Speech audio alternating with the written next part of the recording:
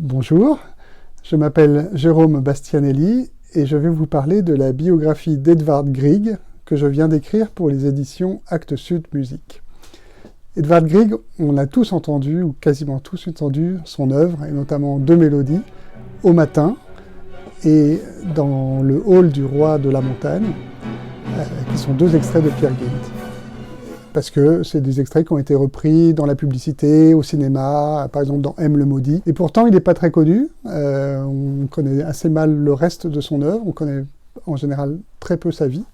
Et les deux sont intéressants. C'est quelqu'un, Grieg, donc un compositeur du 19e siècle, qui a été perpétuellement entre le romantisme allemand. Il a été élève au conservatoire de Leipzig.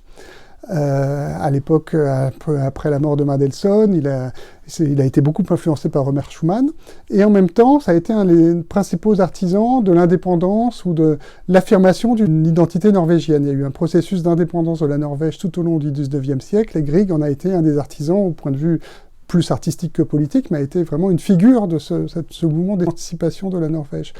Et il aimait beaucoup les paysages norvégiens, beaucoup la nature, il allait se promener très souvent dans les montagnes, il participait à des noces populaires, il écoutait ses violons folkloriques, ça l'inspirait beaucoup.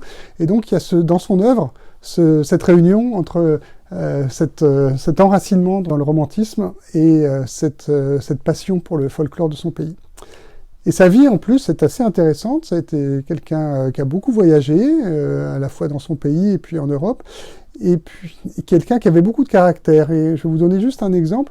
À la fin du 19e siècle, il est invité à donner un concert à Paris, et il refuse, alors que c'était un concert très prestigieux pour sa carrière. Il refuse tant que l'affaire Dreyfus n'est pas terminée, tant qu'il n'y a pas eu un procès en révision pour le capitaine Dreyfus, en disant « moi, je ne peux pas venir dans ce pays qui est si injuste avec ce militaire ». Il viendra finalement après la révision, mais cette position assez courageuse lui avait valu de solides critiques dans la presse de l'époque. Voilà, c'est un exemple parmi d'autres du caractère du compositeur, des choses que j'ai essayé de mettre en lumière dans cette biographie, tout en donnant envie de découvrir autre chose que Peer Gynt.